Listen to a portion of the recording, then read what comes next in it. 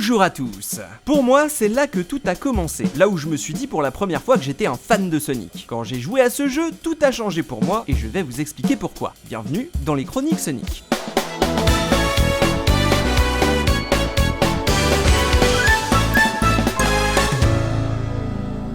Comme vous l'aurez compris, mes premières années en compagnie du hérisson se sont faites sur Master System. A vrai dire, au moment où je mets les mains sur Sonic 2 pour la première fois, je n'ai même pas encore joué au premier Sonic sur Mega Drive, et je suis loin d'être conscient de la claque qui m'attend. Certes, le jeu est sorti depuis déjà 2 ou 3 ans, mais avec mon jeune âge, je n'ai pas conscience de ce qui se faisait à cette époque, et la Master System est encore ma seule expérience de jeu à ce jour. Sonic 2 sur Mega Drive me tombe alors dessus par hasard, lors d'un week-end en famille chez un cousin lointain, et c'est à ce moment que je découvre enfin ce à quoi Sonic ressemblait pour le reste du monde.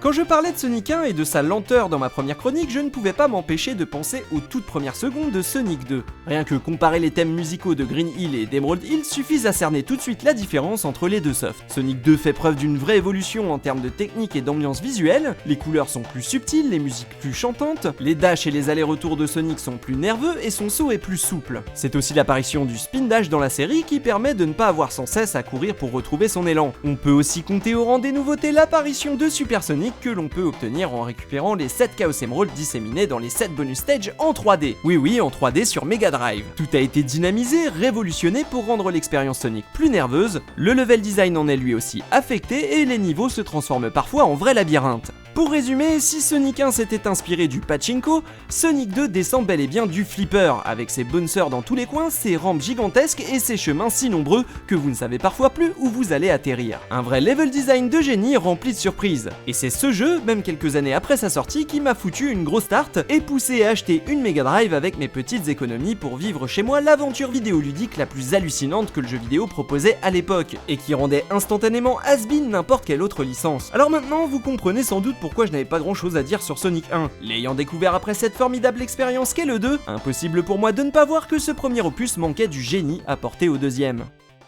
Bon, évidemment, tout n'est pas parfait. Metropolis, par exemple, est vraiment une sacrée tannée, et est vraiment pas fun. La séquence en avion est aussi vraiment en trop. Cependant, les derniers instants du jeu sont épiques, et le générique de fin me tire toujours une petite larme. Et ce n'est pas tout, parce qu'il y a carrément un deuxième personnage jouable, Tails. Et si aujourd'hui ça vous paraît normal, à l'époque c'était une vraie prouesse. En effet, si Tails est contrôlable par le deuxième joueur lorsqu'il court derrière Sonic, il est aussi jouable seul comme un personnage indépendant, aussi bien dans le mode solo qu'en mode multijoueur. Et ça claque. Ça n'apporte pas vraiment grand chose au jeu puisque Tails ne peut pas voler, mais c'est quand même sympa parce qu'il a sa propre illustration à la fin. En parlant du mode multijoueur, je pense qu'il reste aujourd'hui l'un des plus fun de la série, qui en compte malheureusement trop peu. Avec le mode multijoueur de Sonic Adventure 2, je pense qu'il est le seul à être resté dans les mémoires. En définitive, Sonic 2 est un jeu tout ce qu'il y a de plus mythique, sans doute le Sonic qu'il faudrait mettre au panthéon des jeux qui ont changé le jeu vidéo. Fer de lance de la Mega Drive, prouesse technique colorée et nerveuse, à la soundtrack funky et au niveau accrocheur qui poseront de nombreuses bases par la suite, Sonic 2 est en tout point une étape importante de la vie du hérisson, et je pense que ce n'est pas tout à fait un hasard puisque c'est le premier jeu de la série à avoir été intégralement créé aux États-Unis. Ce que le public ne sait pas à ce moment-là, c'est que ce n'est pas un, mais deux jeux qui étaient développés au même moment. Et ce deuxième jeu, produit au Japon, nous l'aborderons dans une prochaine chronique.